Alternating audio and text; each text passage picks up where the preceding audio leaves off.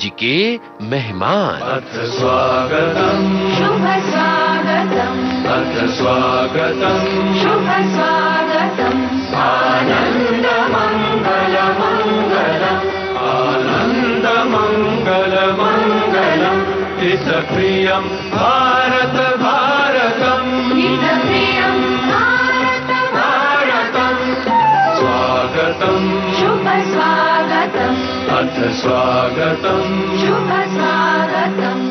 आज के मेहमान। इस कार्यक्रम में आइए आज सुनते हैं लेखक, निर्माता और अभिनेता कैप्टन नीरज विक्रम से रेणु चतुर्वेदी की बातचीत। दोस्तों नमस्कार। आज हमारे साथ मेहमान हैं हमारे कैप्टन नीरज विक्रम जी। अब आप सोच रहे होंगे कि क्या हम जयमाला प्रस्तुत करने जा रहे हैं या फिर कुछ और, या फिर बात होगी आर्मी की यानी कि सेना की। जी हाँ, उसकी भी होगी, लेकिन कैप्टन नीरज विक्रम जी जो हैं वो लेखक भी हैं। आपने इन्हें पर्दे पर भी देखा है और भी बहुत सारी खूबियां हैं। तो जाहिर है कि इस बातचीत में कई रंग होंगे, कई तरीके का इसमें स्वाद होगा और कई तरीके की बातें होंगी। जाहिर है कि एक अलग अलग तरीके का आपका अनुभव है और कैप्टन जैसा कि नाम में ही जुड़ा हुआ है तो आप समझ रहे हैं कि सेना की भी कुछ यादें होंगी। तो शुरुआत करते हैं और ये बता दें पहले आपको दोस्तों कि आप इनको जानते हैं सोनपरी जो धारावाहिक है उसके लेखक के तौर पर, और आपका पसंदीदा धारावाहिक मोटू पतलू, ये भी लिखने का श्रेय जाता है कैप्टन नीरज जी को। नीरज जी, कार्यक्रम में स्वागत है आपका। Thank you very much Renu ji, आपका बहुत बहुत शुक्रिया कि आपने मुझे इस प्रोग्राम में बुलाया जिसमें कि बहुत बड़े बड़े लोग आना चाहते हैं जी। इसलिए आपका बहुत बहुत धन्यवाद। I am really honoured. अच्छी बात है, आना चाहते हैं भाई। जाहिर है कि श्रोता हमारे चाहते हैं कि आप सबके बारे में जाने, कैसे आप काम करते हैं, कहाँ से प्रेरणा मिलती है और हम तक यानी कि हम श्रोताओं तक, हम दर्शकों तक जो भी चीजें पहुंचती हैं वो किस किस प्रक्रिया से गुजरती हैं, या आप जिस मकाम पर पहुंचे हैं वो किस तरह से पहुंचे हैं। तो जाहिर है कि हमारी भी जिम्मेदारी बनती है कि आपको बुलाएं।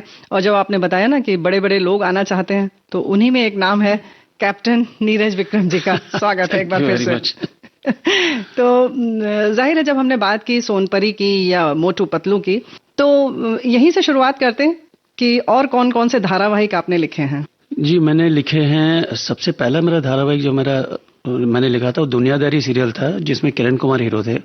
लेकिन मेरे जो धारावाहिक ज्यादा पॉपुलर हुए उसमें सोनपरी एक सीरियल था जी, फिर शरारत नाम का एक यूटीवी का सीरियल था शरारत जी, फिर एक शाकाला का बूम बूम सीरियल भी काफी बहुत हिट हुआ था जी। वो सीरियल मेरे काफी पॉपुलर सीरियल्स में थे। वो लाइव एक्शन सीरियल थे, वो मैंने लिखे। और ऐसे मैंने लाइव एक्शन बहुत सारे सीरियल लिखे हैं। मैंने इंडोनेशिया के लिए भी लिखा है, जकार्ता के लिए बहुत सारे लाइव एक्शन लिखे हैं। अच्छा।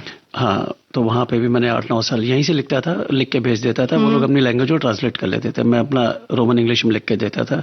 और क्योंकि डायरेक्टर इंडिया का ही था, वहाँ पहले बहुत सारे इंडियन डायरेक्टर लोग ही काम करते थे जी। कैमरामैन और डायरेक्टर इंडियन ही होते थे, राइटर। तो यहीं से लिखता था। तो लाइव एक्शन बहुत लिखा मैंने।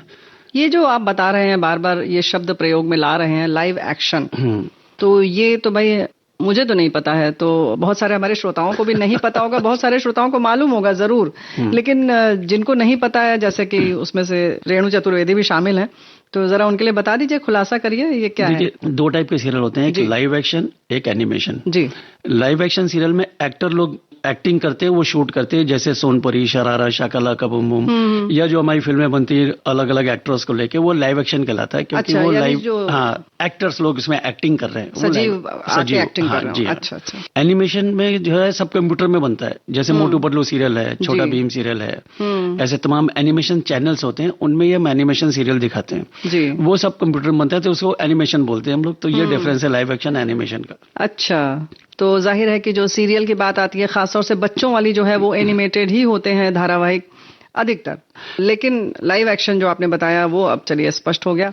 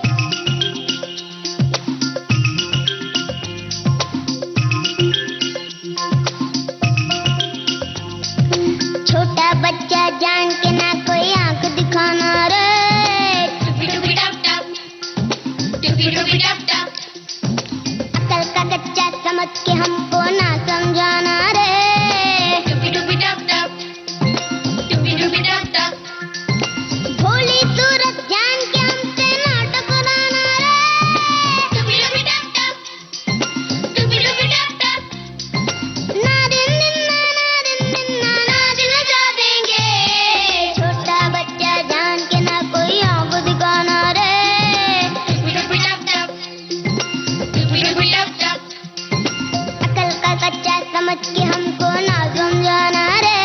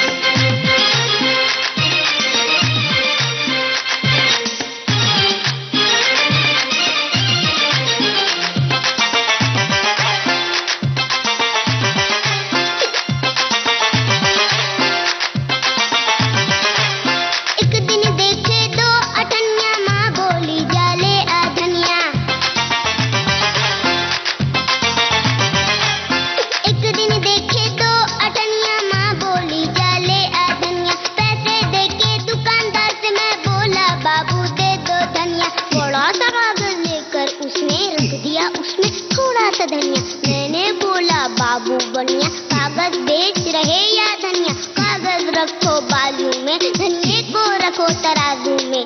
सुन मेरी बात, वो रहा न काबू में। क्या बोला?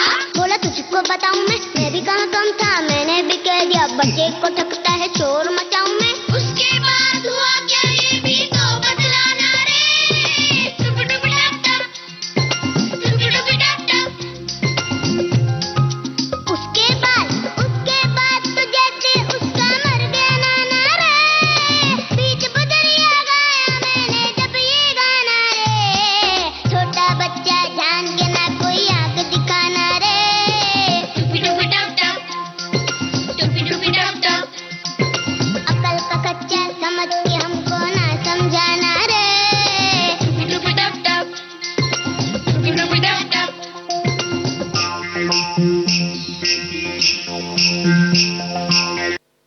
तो कैसे आपने लिखना शुरू किया और क्या क्या आपके मन में विचार आए? लिखना का शौक मुझे काफी बचपन से ही था जी। मैं जब पढ़ता था सेंट्रल स्कूल में, तब मैं 2-3 दोस्त लोग बैठ के फ्री पीरियड में पीछे मैं राइटिंग करता था, फिल्में बना के लिखता था। अच्छा। उन लोग के साथ बैठ के हम लोग प्रोग्राम बनाते रहते थे। मेरे 2 दोस्त थे, अंजन और रघुनाथ, अच्छे दोस्त थे, अभी भी हैं टच में जी। तो उनके साथ राइटिंग शुरू की। फिर मैं स्कूल के प्लेज लिखता था, फिर कॉलेज में कंटिन्यू किया प्लेज लिखना जी। और उसके बाद आर्मी में भी कुछ कुछ करता रहता था जब मैं आर्मी ज्वाइन की उसके बाद। तो राइटिंग का शौक मुझे शुरू से था। ये जो आपने बचपन में बताया कि कक्षा में पीछे बैठकर लिखते रहते थे, फिल्में बनाते रहते थे, वो किस कक्षा की बात है? ये 9th 10th 11th अच्छा। 3 क्लासेस की बात है। लेकिन एक बड़े आश्चर्य की बात है कि 9th 10th 11th में ये करने के बाद भी आप आर्मी में भी आए, तो मतलब पढ़ाई में भी अच्छे थे? हाँ, पढ़ाई में अच्छा तो नहीं था, वैसे तो बैक बेंचर था। हाँ। लेकिन हाँ, बुरा भी नहीं था ना, लिखना था इसलिए बैक बेंचर थे। पीछे बैठ के थोड़ा अपने पर्सनल काम करने में ज्यादा टाइम मिल जाता था। लेकिन हाँ, बुरा भी नहीं था पढ़ाई में। पर आर्मी में आने का था, मैं पहले ही बॉम्बे में फिल्म इंडस्ट्री में काम करने आया था, आर्मी में आने से पहले। अच्छा। तो उस समय नहीं, पढ़ाई से पहले आपने क्या बताया? पढ़ाई खत्म करी जी। पढ़ाई खत्म करी। I did my law from Chhattisgarh. अच्छा। रायपुर। अच्छा। एजुकेशन मैंने पूरी ग्रेजुएशन तक यूपी में करी। अच्छा। क्योंकि हम लोग उधर ही रहते थे। उत्तर प्रदेश में? उत्तर प्रदेश में। किस शहर में? मोस्टली हम लोग कानपुर, लखनऊ, आगरा, इन जगहों में रहे। मेरे फादर एयरफोर्स में थे तो ट्रांसफर। अच्छा, पिताजी आपके एयरफोर्स में थे? जी हाँ। जी जी। उसके बाद हम छत्तीसगढ़ में आ गए थे, रायपुर में। तो लॉ मैंने वहां से किया और उसी समय राइटिंग का क्योंकि शौक था और बॉम्बे आ गए। राइटिंग के साथ साथ थोड़ा एक्टिंग का भी शौक था। एक्टिंग मैंने उतना नहीं किया था स्टेज में, राइटिंग ज्यादा इन्वॉल्व रहता था जी। तो बॉम्बे आ गया था। यहाँ पे आने के बाद मैंने सोचा कुछ काम भी करा जाए, खर्चा कैसे चलेगा जी। तो गोल्डन टोबैको की कंपनी होती थी विले पार्ले में, उसमें मैंने जॉब कर लिया एज ए फील्ड ऑफिसर। अच्छा। लेकिन आते समय मैं कुछ दोस्तों के साथ आर्मी का एग्जाम दे के आया था उधर। तो यहाँ 2-3 महीने बाद खबर है कि मेरा रिटर्न में सिलेक्शन हो गया है। अच्छा। तो फिर इलाहाबाद जाना था इंटरव्यू के लिए, तो मैंने इलाहाबाद चला गया इंटरव्यू। मैंने चलो यहाँ छुट्टी लेके इलाहाबाद चला गया इंटरव्यू में, बाद में उसमें भी सिलेक्शन हो गया। फिर मैंने कहा, मैंने शॉर्ट सर्विस कमीशन के लिए अप्लाई किया था 5 साल के लिए जी। तो फिर मैंने कहा चलो 5 साल आर्मी में रह के वापस आ जाएंगे, फिल्म इंडस्ट्री किधर जा रही है, इधर ही है। हाँ। तो मैं फिर आर्मी में चला गया 5 साल, because I had seen that life. My father was in air force, मेरे कजिन्स वगैरह आर्मी ऑफिसर हैं जी। तो फिर मैं 5 साल आर्मी में रह के बाद में फिर वापस इधर आ गया। ऐसा।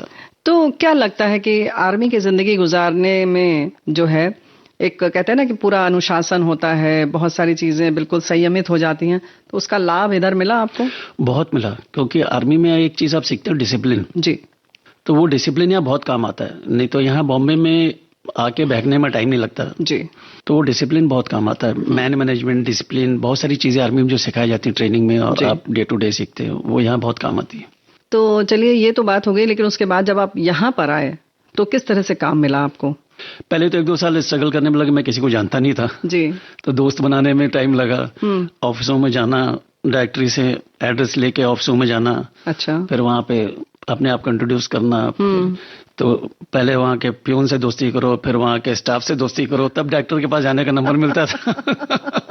अच्छा, मतलब पूरी एक चेन थी। वो सबको फेस करना पड़ता है, मैं अकेला नहीं हूँ जी। जो भी स्ट्रगलर यहाँ आता है, जो बिना जान पहचान के आता है, उन सबको दे have to go through this process किसी ऑफिस में। वो तो ठीक है, लेकिन एक स्ट्रगलर होता है जो संघर्ष के लिए तैयार होता है और ये इस तरीके से आना चाहता है और आ जाता है, ठीक है। लेकिन आप एक मतलब आप नौकरी कर रहे थे, मेजर होने के बाद इस तरह से संघर्ष करना कितना अजीब लगता था, कितनी परेशानी होती थी?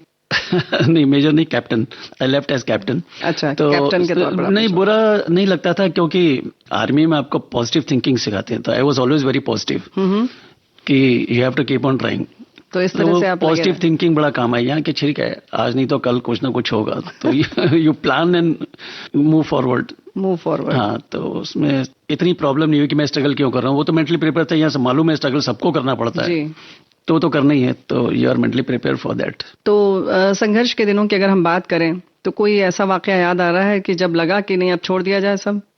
नहीं, ऐसा तो कभी नहीं लगा जी कि छोड़ दिया जाए। संघर्ष में तो सबको ही बहुत कभी बहुत अप्स एंड डाउन फेस करने पड़ते हैं, कई बार ह्यूमिलिएशन भी फेस करने पड़ते हैं जी। तो वो दैट इज ओके, सबको सहना पड़ता है। तो आपको वो with A pinch of salt आपको वो निगलना पड़ता है, जहर का घूंट। तो आपको मालूम है कि you are nothing, that's why they are treating you like this जी।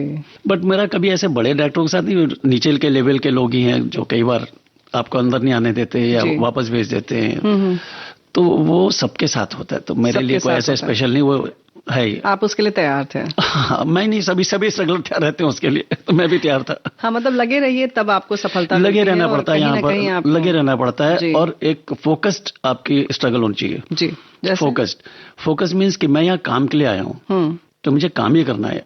यहाँ बहुत सारे दोस्त मिल जाते हैं जो आपको घुमाने फिराने वाले मिल जाते हैं, वो वैसी कंपनी में नहीं पड़ना चाहिए जी।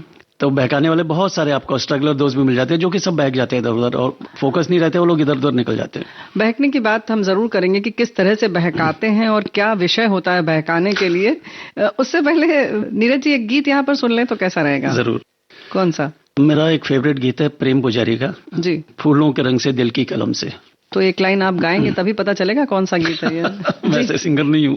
देखिए, ऐसा है कि हम लोग तो बस ऐसे ही बैठे हुए हैं, श्रोता हमारे जो हैं वही निर्धारित करते हैं कि कौन है, कैसा बोल रहा है, कितनी अच्छी बातें हैं, तो भाई श्रोताओं की तरफ से ही ये आएगा। मैं एक लाइन गा देता हूँ। फूलों के रंग से दिल की कलम से मैंने लिखी रोज पाती, कैसे बताऊं किस तरह से पल पल मुझे तू सताती, तेरे ही सपने लेकर के सोया, तेरी ही यादों में जागा, तेरे ख्यालों में उलझा रहा यूं जैसे कि माला में धागा। हाँ, बादल बिजली चंदन पानी जैसा अपना प्यार लेना होगा जन्म हमें कई बार। हाँ, इतना मधुर तेरा मेरा प्यार लेना होगा जन्म हमें कई बार।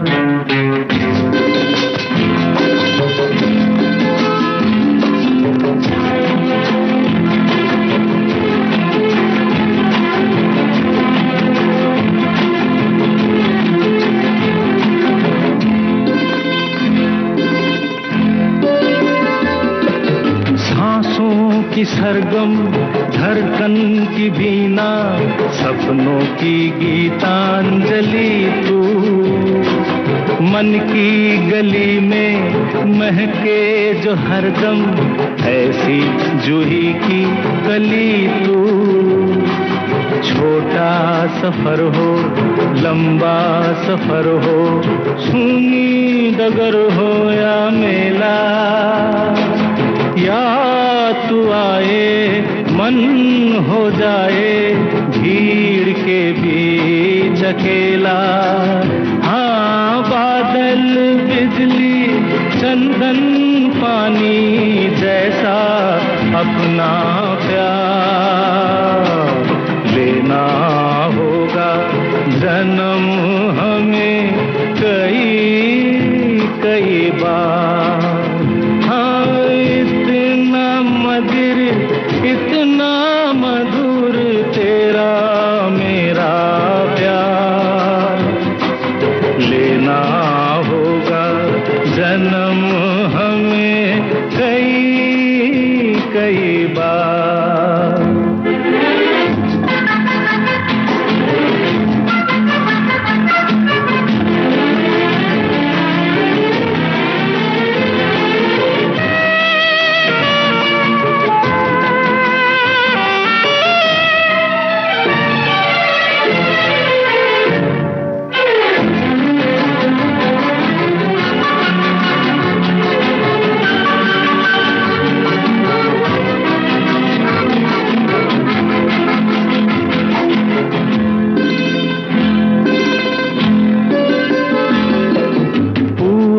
हो पश्चिम उत्तर हो दक्षिण, तू हर जगह मुस्कुराए। जितना ही जाऊं मैं दूर तुझसे, उतनी ही तू पास आए। आंधी ने रोका पानी ने टोका, दुनिया ने हंसकर पुकारा। तस्वीर तेरी लेकिन लिए मैं कर आया सबसे किनारा। हाँ बादल बिजली चंदन पानी जैसा अपना प्यार, लेना होगा जन्म हमें कई कई बार। हाँ इतना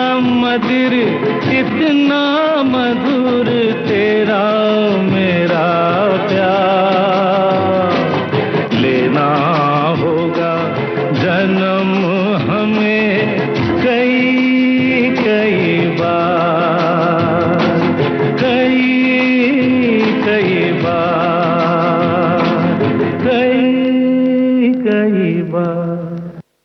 तो दोस्तों हमारे साथ हैं आज के मेहमान में नीरज विक्रम जी, और हमने बात की थी इस गीत से पहले कि यहाँ आने के बाद यानी खास तौर से मुंबई आने के बाद कहाँ कहाँ मौका रहता है भटकने का, भटकाव की क्या गुंजाइश रहती है, ये आप बताएंगे। तो क्या मतलब क्या लगता है, क्या कहते हैं कि हम आपको फिल्म दिला देंगे, आओ चलो ये कर लो, क्या? जी वो एक तो बहुत सारे लोग बोलते हैं फिल्म दिला देंगे, पैसे दो। फिर अच्छा पैसे दो खास तौर से। हाँ इतने पैसे दो मैं उधर काम को दिला दूंगा जी। तो वो भटकना नहीं है, वो लुटना है। वो वो लूट जाते हैं लोग जी।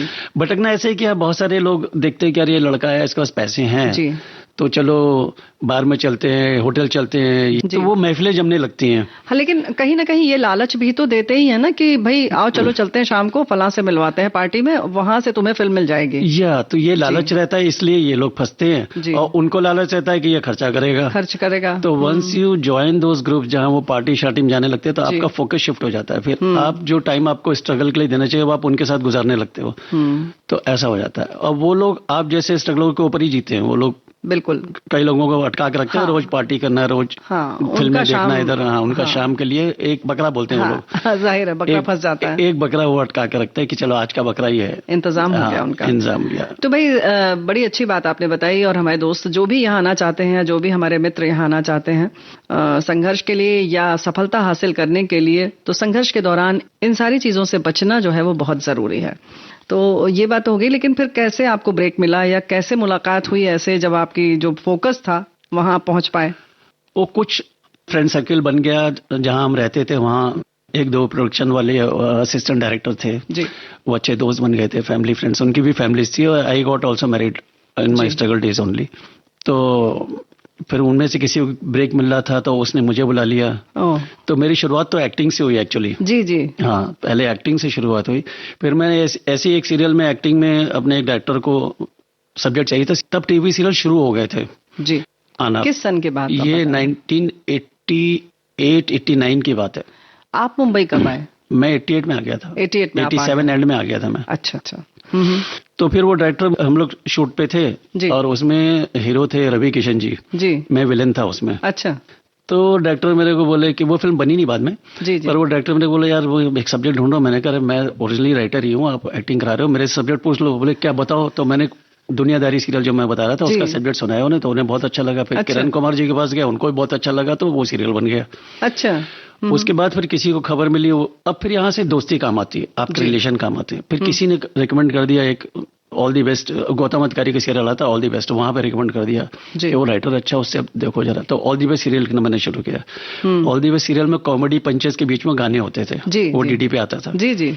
उसके बाद फिर मुझे एक्टिंग के लिए स्ट्रगल नहीं करनी पड़ी, क्योंकि अधिकारी बदौलत के ज्यादातर सीरियल मैं लिखने लगा जी। वो मेरे से लिखवाते भी थे और एक्टिंग भी करवाते थे अपने सीरियलों में। फिर वो माउथ पब्लिसिटी यूटीवी वालों ने बुला लिया, फिर नीना गुप्ता जी ने सोनपरी लिखने के लिए बुला लिया, फिर शरारा शकला, फिर वो काम मिलना शुरू हो गया एक के बाद एक।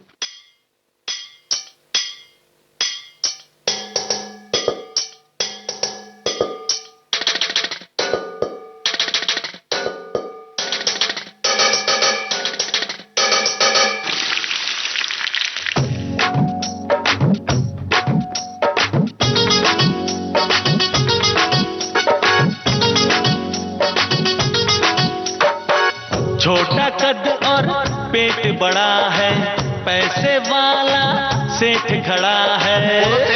कितना प्लेट? मस्का मार के। छोटा कद और पेट बड़ा है, पैसे वाला सेठ खड़ा है, इसको है खाने का चस्का। तवा गरम है रघु मार दे मस्का। चल भिड़ो चल मिले रकम बड़ी, चल भिड़ो चल मिले रकम बड़ी। अरे अपनी तो निकल पड़ी, अपनी तो निकल पड़ी, अपनी तो निकल पड़ी, अपनी तो निकल पड़ी।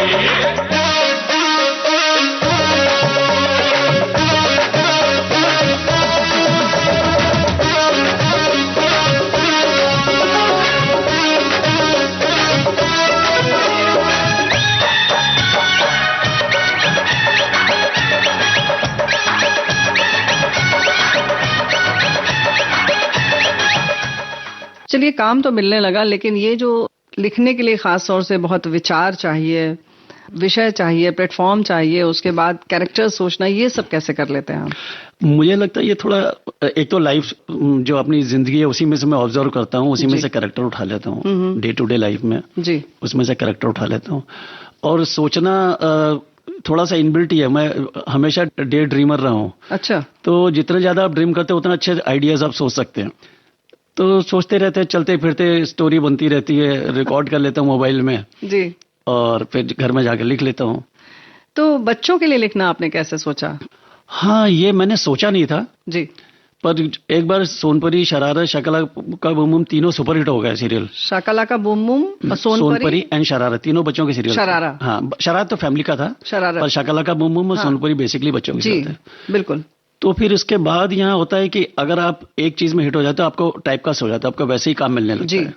फिर उसके बाद सब लोग बच्चों की सीरियल लिखाने लगे। हाँ। तो फिर वो बच्चों की सीरियल लिखता रहा। इवन एनिमेशन में भी आजकल मैं जितने भी सीरियल लिख रहा हूँ सब बच्चों के, और सारे ज्यादातर हिट सीरियल हैं।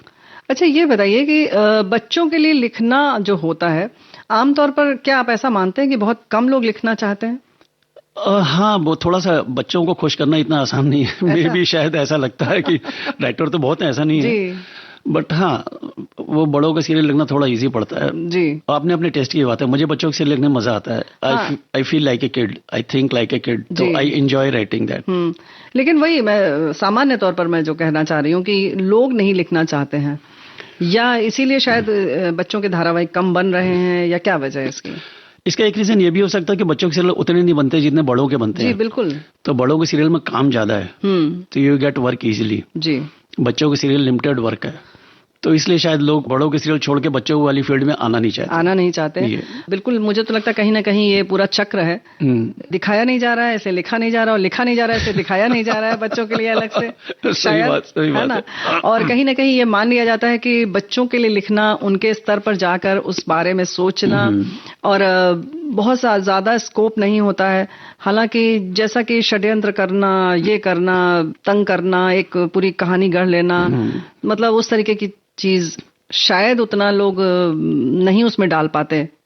लेकिन क्या डालना चाहिए या नहीं डालना चाहिए? आपका तो बहुत साफ सुथरा शुद्ध मनोरंजन वाला होता है, तो बच्चों के में हम लोग ऐसा कुछ नहीं डालते हैं जिससे कि जिसका बच्चों के ऊपर बुरा असर पड़े। जी। एकदम साफ सुथरा रहता है। लैंग्वेज हम लोग ध्यान देते हैं, लैंग्वेज ऐसी नहीं होनी चाहिए बच्चे पिकअप करे वो बुरा असर पड़े। जी।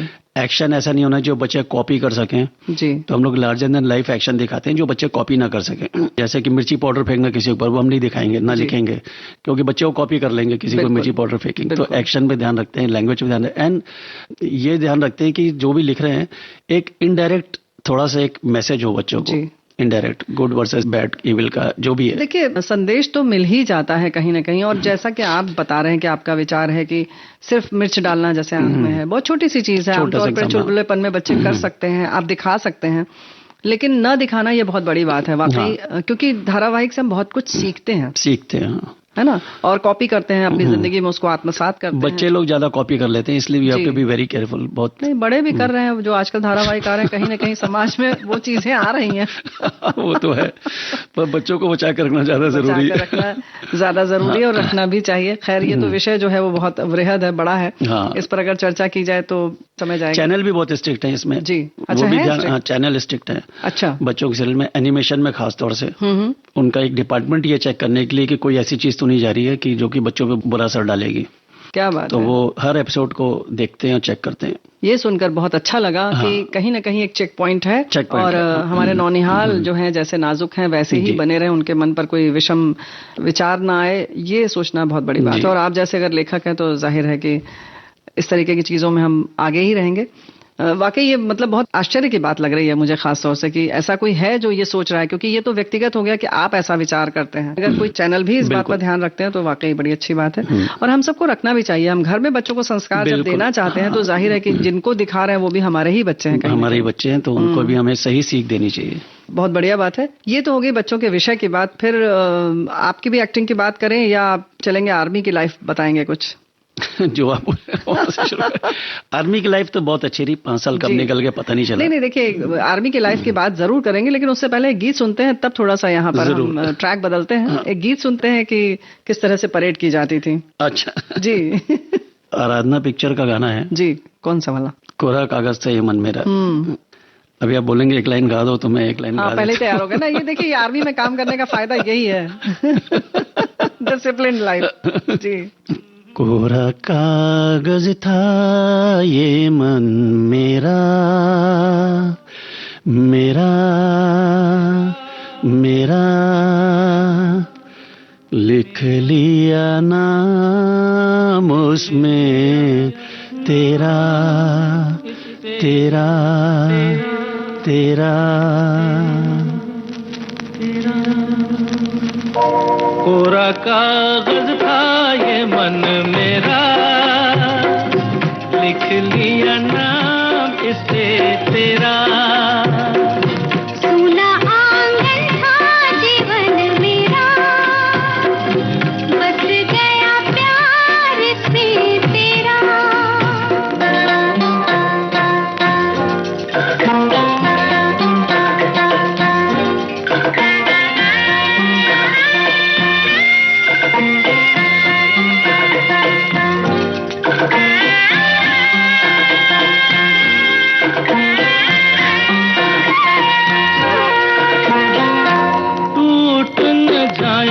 सपने मैं डरता हूँ, निस दिन सपनों में देखा करता हूँ। टूट न जाए सपने मैं डरता हूँ इस दिन सपनों में देखा करता हूँ नैना कजरारे मतवारे ये इशारे खाली दर्पण था ये मन मेरा रच गया रूप इसमें तेरा कोरा कागज था ये मन मेरा लिख लिया नाम इसमें तेरा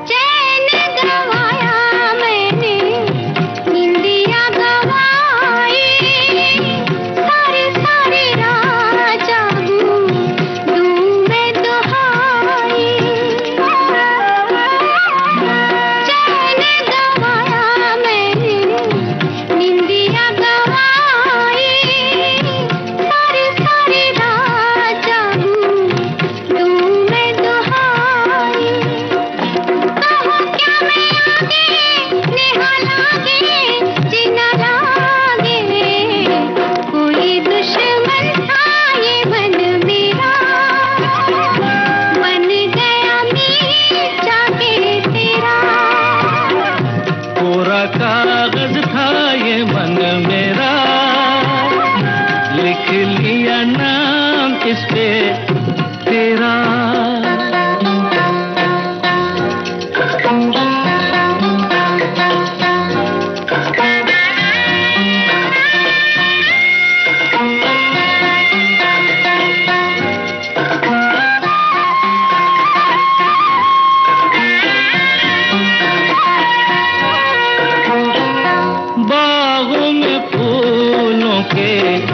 खिलने से पहले तेरे मेरे नैनों के मिलने से पहले बागों में फूलों के खिलने से पहले तेरे मेरे नैनों के मिलने से पहले कहाँ थी ये बातें मुलाकातें ऐसी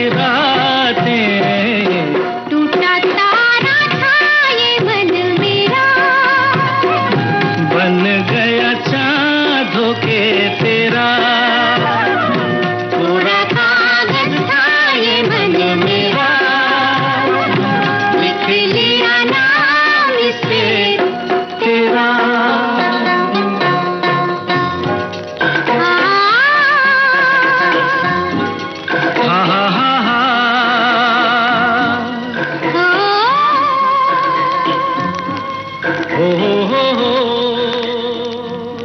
तो भाई गीत के बाद हम फिर से हाजिर हैं और बात करने जा रहे हैं नीरज जी से कि परेड की बात, ये तो गीत वीत गा लिया गया, लेकिन क्या परेड के साथ भी ऐसे ही गाना गाते हुए ये परेड करते थे या जो भी संघर्ष होता है खासतौर से आप लोगों की वो जो ट्रेनिंग होती है बड़ी टफ होती है?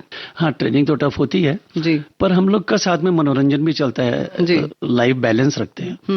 तो ट्रेनिंग में एंटरटेनमेंट का टाइम भी मिलता है, तो उसमें गाना वगैरह भी होता है और कल्चरल प्रोग्राम भी होते हैं, तो सब कुछ बैलेंस रखते हैं। तो वहाँ पे भी गाना वगैरह कल्चरल प्रोग्राम सब फौज में रहता है, तो people enjoy life also and they train well also. अपना काम भी करते हैं और कड़ी मेहनत के साथ ट्रेनिंग भी करते हैं। तो वहाँ की क्या यादें आपको हैं जो अभी भी आप बताते हैं? सबसे इंटरेस्टिंग याद ये है जी, क्योंकि मैं तो आर्मी ज्वाइन करने से पहले ही फिल्मों में आना चाहता था जी, क्योंकि मैं बॉम्बे ही आया था पहले। हाँ, मेरा पहला कमांडिंग ऑफिसर जो मुझे आर्मी में मिला वो मदनपुरी जी के लड़के थे, कर्नल पुरी। अच्छा, वाह। तो जब मुझे पता चला तो I was really surprised with the coincidence कि मुझे फिल्म इंडस्ट्री में जाना है बाद में, और मेरा जो पहला कमांडिंग ऑफिसर है वो कर्नल पुरी है जो कि मदनपुरी जी के लड़के हैं। वाह, तो परिवार मिल गया आपको वहाँ। हाँ बिल्कुल बिल्कुल, तो वो सबसे इंटरेस्टिंग था मेरा। बात ऐसे तो आर्मी लाइफ के बहुत सारे इंटरेस्टिंग किस्से हैं, तो सबसे इंटरेस्टिंग बात ये थी मेरे लिए। जी। फिर वहाँ पर आप कैसे लिखते थे, क्या करते थे? अपना टाइम में, अब जैसे बॉर्डर में चले गए एक्साइज में जी, एक्साइज में टाइम मिल जाता है, अभी बॉर्डर पे बैठे हैं आप, जी। बहुत टाइम है, तो आप, मैं सोचता रहता था, मेरे पास एक रजिस्टर था, उसमें लिखता रहता था। मेरा वो रजिस्टर आज भी मेरे पास है, जिसमें अच्छा। मैंने एक फिल्म लिख रहा था मैं, वो कभी कंप्लीट नहीं हुई। तो वहां पे भी मैं राइटिंग का काम अपना जो भी दिमाग में आया मैं लिख लेता था। तो उसका प्रयोग कहाँ करते थे? कहीं नहीं, कहीं नहीं। अच्छा, अपनी खुशी के लिए लिख रहा है। कोई अच्छा आइडिया है, मेरी शुरू से आदत रही, कोई अच्छा आइडिया है वो लिख लिया। अच्छा, ऐसा उसको डेवलप कर लिया। हाँ, ऐसा। तो वो मैं तैयारी कर रहा था कि जब यहाँ आऊंगा तो मेरे पास कुछ मटेरियल होना चाहिए, तो उस हिसाब से मैं तैयारी कर रहा था। अच्छा, वहाँ के सांस्कृतिक कार्यक्रमों में किस तरह से हिस्सा लेते थे? वहाँ गाने के कार्यक्रम, सिंगिंग में। या तो क्या कंपटीशन वगैरह होता था? हाँ, या सिंगिंग का कल्चरल प्रोग्राम होते हैं, सिंगिंग कर रहे हैं आप, मिस्टर इंडिया या इस टाइप के प्रोग्राम होते हैं ना, जो रैंप वॉक करते हैं, इस टाइप के कल्चर प्रोग्राम होते हैं वहाँ पर, जहाँ फैशन शोज टाइप के, जी, जहाँ मिस्टर गरोड़ या मिस्टर स्टेशन या मिस्टर रेजिमेंट ऐसे कुछ टाइटल मिलते हैं, उस टाइप के प्रोग्राम ये सब होते रहते हैं वहाँ। तो उसमें आप गाते थे या कुछ रैंप वॉक भी करते थे? गाया भी है, गाता तो मैं अक्सर ही था जी। और एक आध प्रोग्राम में अवार्ड भी, मिस्टर गरोड़ का अवार्ड भी मुझे मिला हुआ टोल गार्ड्स में। वाह वाह वाह। तो वहां से आपकी जो 5 वर्ष आपके गुजरे, वो जिंदगी के बेहतरीन थे, या अभी आपको लगता है कि आपने जब एक्टिंग की दुनिया में आए, उन दोनों में से कौन सा सबसे? वो दोनों अलग लाइफ है, दोनों अलग लाइफ। ये पैशन वाली लाइफ है, ये मैं करना चाहता था जी। तो यहाँ पे कितने भी डाउनफॉल आए, I enjoyed every moment, and by the grace of God अभी ऊपर वाले की मेहरबानी सब कुछ अच्छा है जी। और वो जो था, मैंने एज ए ट्रांजिट के हिसाब से वो जॉब लिया था, लेकिन वो पीरियड बहुत अच्छा था क्योंकि उसमें बहुत कुछ सीखने को मिलता है। मुझे लगता है हर इंसान को आर्मी ट्रेनिंग करनी चाहिए, आर्मी लाइफ एटलीस्ट 5 साल ज्वाइन करना चाहिए, करना ही चाहिए। बहुत कुछ सीखने को मिलता है। आपकी लाइफ का जो चीजें आप सिविल में आपको ध्यान में नहीं आती जी, नॉट दैट आप सीखना नहीं चाहते, वो सब वहाँ सीखना। हाँ, तो वहाँ बहुत कुछ सीखने को मिलता है, हम उस तरफ दिमाग ही नहीं लगाते। चलिए, ये तो बात हो गई कि आप गए, उसके बाद आप फिल्म इंडस्ट्री में आ गए। परिवार से कितना सपोर्ट मिला आपको इस काम के लिए? परिवार से मैं बहुत खुशनसीब हूँ कि मेरे पेरेंट्स ने कभी मना नहीं किया कि इतनी अच्छी आर्मी लाइफ छोड़ के आ रहे हो। मेरे कमांडिंग ऑफिसर कर्नल श्रीधर थे तब, उन्होंने तो एक आदमी को घर में भेजा था कि भाई सोच लो क्यों छोड़ रहे हो। अच्छा। बिकॉज मेरे पास ऑप्शन था, मैं परमानेंट हो जाऊं या छोड़ दूं। अच्छा। शॉर्ट सर्विस कमीशन में ये आपके पास चॉइस होती है कि आप छोड़ दीजिए, तो कोई पूछेगा नहीं क्यों छोड़ रहे हैं। हाँ। और परमानेंट के लिए अप्लाई कर दिए, नॉर्मली परमानेंट मिल जाता है अगर आप ठीक ठाक ऑफिसर है, आपके पास कोई डिसिप्लिन केस नहीं है तो आपका मिल ही जाता है। तो उन्होंने भेजा था एक बार, फिर सोच लो, लेकिन मुझे इधर ही आना था। हाँ, तो that life was very good. फिर क्या आपकी उस समय शादी हो चुकी थी? तब नहीं हुई थी। तो ये स्ट्रगल के दौरान आपकी शादी हुई? हाँ, स्ट्रगल के दौरान शादी हुई और मेरे पेरेंट्स ने एक बार भी नहीं कहा, उन्होंने बहुत सपोर्ट किया मुझे। और पत्नी ने भी बहुत सपोर्ट किया। मजबूरी में किया कि खुशी नहीं, खुशी किया, उनको मालूम था मैं स्ट्रगलर हूँ। फ्लो में सच्चाई बता देंगे, लेकिन आप अभी सब अच्छा बता रहे हैं। पर वो खुशी किया, उनको मालूम था, उन्होंने शादी की मुझसे जब, तो मैं स्ट्रगलर हूँ। हाँ, काम है मेरे पास। कैसे कर लिया उन्होंने? काम है मेरे पास, पर बहुत ज्यादा काम नहीं है। अच्छा, जाहिर है। तो मतलब क्या अच्छा लग गया उनको आपका? पता नहीं, तो उनसे पूछना पड़ेगा। ये तो बड़ी गड़बड़ बात हो गई। उनसे यहाँ मुलाकात हो गई तो हम लोगों ने कहा चलो जाहिर है शादी कर लेते हैं। तो घर वालों को बता दिया शादी कर ले। उनका भी रुझान एक्टिंग आदि की तरफ है या बिल्कुल? She is a housewife. उस समय वो काम करती थी कहीं। जी। फिर उसके बाद उन्होंने 2-3 साल बाद छोड़ दिया था। तो ये जो आपकी बात आई कि एक्टिंग की बात, तो एक्टिंग आपको मिली जब, तो पहली बार आपने जब कैमरा फेस किया तो कैसा अनुभव रहा आपका? पहली बार तो नर्वस रहते हैं, ज्यादातर लोग ही नर्वस होते हैं कैमरे के सामने एक्टिंग करना और ऐसे एक्टिंग करना बहुत फर्क है। बिल्कुल सही बात है।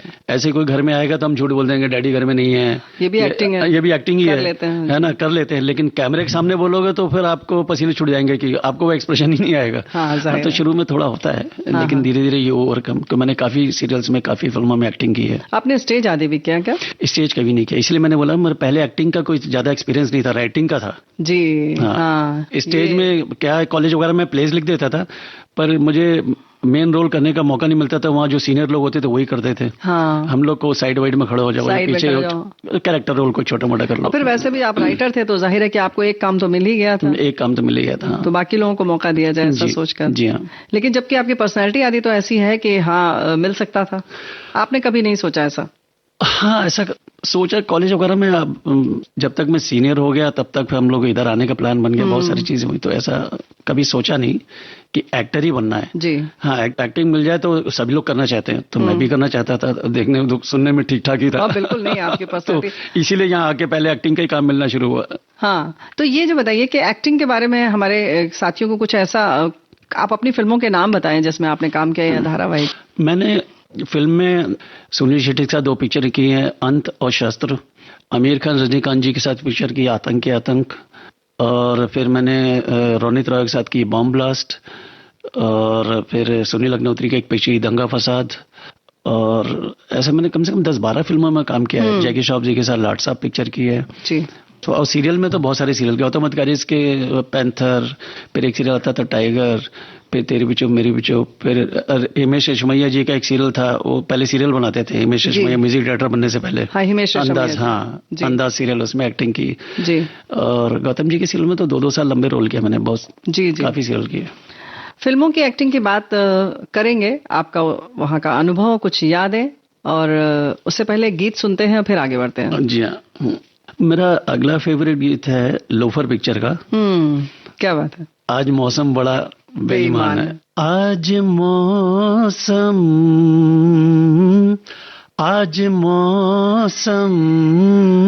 बड़ा बेईमान है, बड़ा बेईमान है आज मौसम।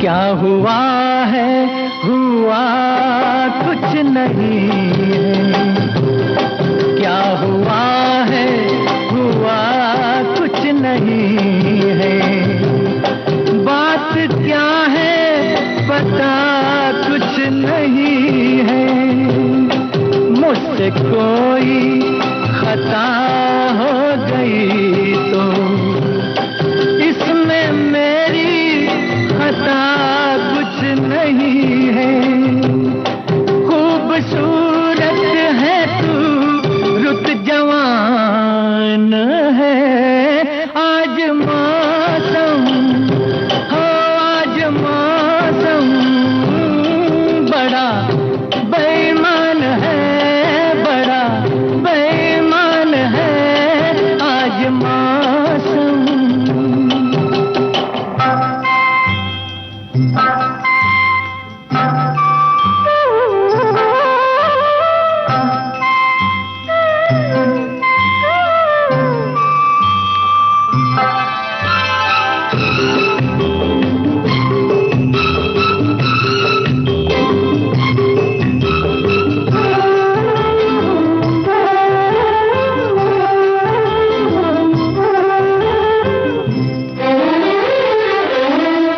काली काली घटा डर रही है, काली काली घटा डर रही है, ठंडी आहें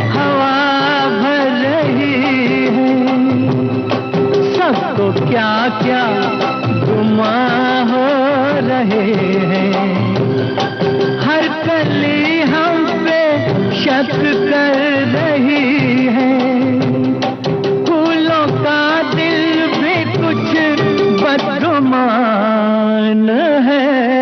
आज मौसम हो, आज मौसम बड़ा बेईमान है, बड़ा बेईमान है आज मौसम।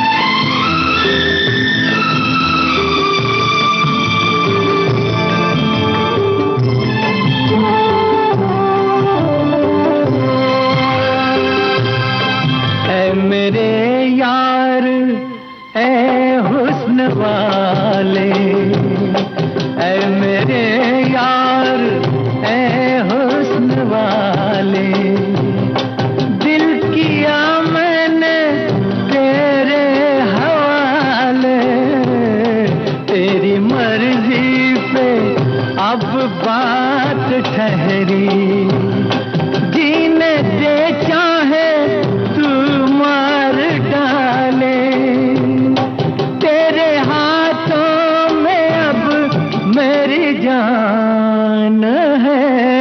आज मौसम हो, आज मौसम बड़ा बेईमान है, बड़ा बेईमान है आज मौसम।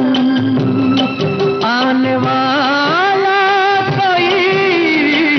तूफान है, कोई तूफान है आज मौसम हो, आज मौसम बड़ा बेईमान है, बड़ा बेईमान है आज मौसम। आज मौसम आज मौसम, आज मौसम। दोस्तों, बातें बहुत अच्छी चल रही हैं। हमारे साथ हैं नीरज विक्रम जी, और गाने के साथ साथ आप भी गुनगुना रहे हैं, तो जाहिर है कि चार चांद लग जाता है कार्यक्रम में जब इस तरह से कोई हमारे साथ थैंक यू स्वर के साथ कोई बैठता है, तो जाहिर है कि हमारे दोस्तों को भी बहुत अच्छा लगता है। नीरज जी, हम बात कर रहे थे कि फिल्मों के आपके अनुभव के बारे में, यहाँ वहाँ के आपकी शूटिंग के बारे में, वो आप बताएं। फिल्मों में शूटिंग में एक्चुअली लाइव एक्शन फिल्मों में काम करने का, मैं बार बार लाइव एक्शन इसलिए बोलते थे क्योंकि मैं एनिमेशन में अभी आजकल एनिमेशन में हूँ, इसलिए मुझे लाइव एक्शन ठीक बात है, बिल्कुल सही बात है। वो शूटिंग का अनुभव बहुत अच्छा होता है। You work like a family. आप जिस भी फिल्म में काम कर रहे होते हैं वो एक फैमिली के मेंबर बन जाते हो जी। और एनिमेशन में क्या होता है कि आप सब काम कंप्यूटर पे होता है, तो सब अलग अलग। मैं एक बार स्क्रिप्ट लिख के भेज दी, फिर मुझे पता ही नहीं होता कौन उस पे काम कर रहा है, कहाँ बन रही है, फिर वो जो टेलीकास्ट होता है तब तक मुझे कुछ नहीं पता। कैरेक्टर भी एक आम इंसान जैसा है, उसको कोई भी स्वरूप दिया जा सकता है, कोई भी स्वरूप दिया जाए। पर कैरेक्टर हम लोग लिखते हैं राइटिंग में, स्क्रिप्ट में लिखते हैं कि ये आदमी ऐसा होगा, ये आदमी ऐसा होगा, वो डिटेलिंग लिखते हैं उसमें हम लोग। अच्छा, उसका पूरा मतलब कद काठी सब आप लिखते हैं? हाँ, जैसे अभी मोटू पतलू है या छोटा भीम है जी, तो वो कैरेक्टर पहले से डिफाइंड होते हैं, वो चैनल से अप्रूव्ड होते हैं कि मोटू पतलू ऐसे दिखेंगे, डॉक्टर झटका ऐसा दिखेगा, सिताराम ऐसा दिखेगा, या छोटा भीम ऐसा दिखेगा। कैरेक्टर पहले से डिफाइंड होते हैं, चैनल से अप्रूव होते हैं, कंसेप्ट आर्ट बनता है उनका, पूरा डिजाइन मॉडल बनता है। अच्छा। फिर जो नए कैरेक्टर आते हैं एपिसोड वाइज, उसमें हम लोग लिखते हैं ये कैरेक्टर ऐसा दिखेगा, रेफरेंस दे देते हैं, या फिल्म की रेफरेंस दे दी, या किसी दूसरे सीरियल की, ये कैरेक्टर समथिंग लाइक दिस की, ये जीवन जी जैसा कैरेक्टर दिखेगा, या ये अमरीश पुरी जैसा दिखेगा। तो बोलने का अंदाज ऐसा तो कंसेप्ट आर्टिस्ट को बनाने में इजी रहता है कि हाँ इस टाइप का बनाना है, इस टाइप से, उसी हिसाब से उसका जो है हाव भाव या वो उसके आप डायलॉग्स संवाद उसी तरह से लिखते हैं। जी हाँ, जी जी। और लाइव एक्शन में ये फायदा है कि वो काम करने का मजा अलग है उसमें। इवन आप राइटर हो तो आप सेट पे होते हो। अभी जैसे मैं छोटा भीम सीरियल जो है उसकी लाइव एक्शन फिल्म बन रही है एक्टरों को लेके, वो मैं लिख रहा हूँ, तो उसके सेट पे मैं हैदराबाद में रहता हूँ, पिछले 3-4 महीने से लगातार वहाँ शूटिंग में रहता हूँ, तो एक अलग ही फैमिली माहौल बन जाता है। आप जीते हैं खुद भी अपना लिखा हुआ जो कैरेक्टर हो। जी हाँ, तो अभी ये छोटा भीम की फिल्म आएगी जल्दी जी, शायद अगली गर्मी में, तो बड़ी जोर शोर से बन रही है। और एनिमेशन में शायद इंडिया में पहली बार है इतने लार्ज स्केल में, पहली एनिमेशन फिल्म जो है लाइव एक्शन बन रही है बच्चों की। एक्टर लेके बनाना, छोटा भीम तो हिट सीरियल सभी जानते हैं, तो उसको बच्चों को लेके लाइव एक्शन फिल्म बनाना ये पहली बार ऐसा हो रहा है, तो बड़ा काम है और बच्चों को जरूर पसंद आएगी वो। वाह, तो ये जो आप बता रहे थे कि आपका खुद का, ये तो हो गई कि आपने काम किया, आप लिख रहे हैं और साथ में जुड़े भी हुए हैं, जाहिर है कि, लेकिन वैसे आजकल जो फिल्में लिखी जाती हैं उसमें जो राइटर होते हैं वो एक बार लिख कर दे देते हैं, ऐसे शूट पर तो नहीं रहते हैं शायद?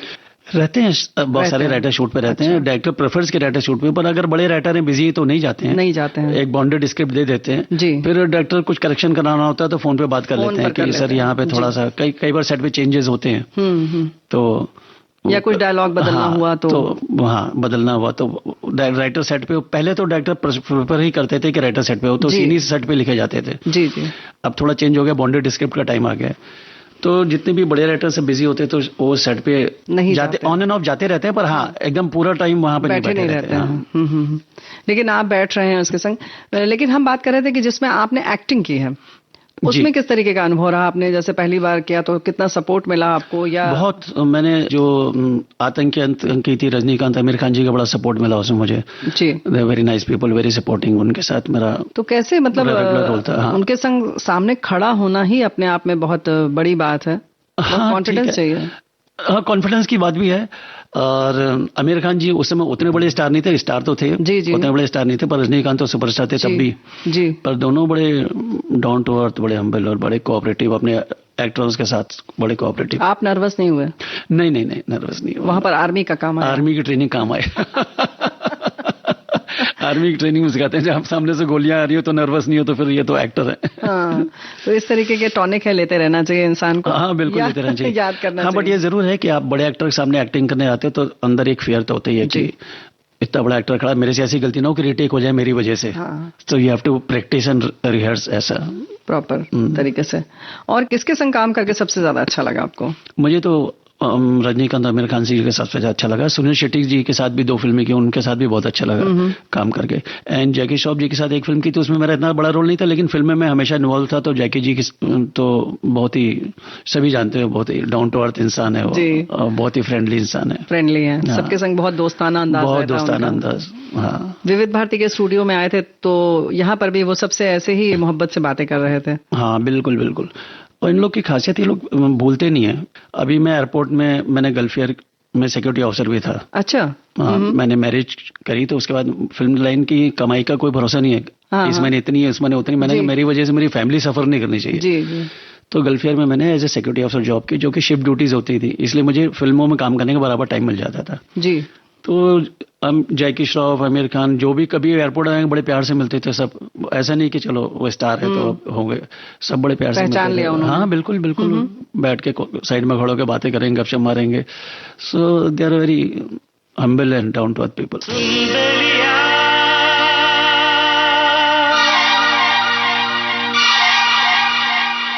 शुक्रिया मेहरबानी, तू कहे तो नाम तेरे कर दूं सारी जवानी।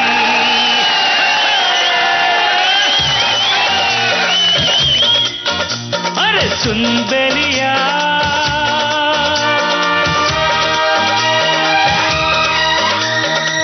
शुक्रिया मेहरबानी, तू कहे तो नाम तेरे कर दूं सारी जवानी।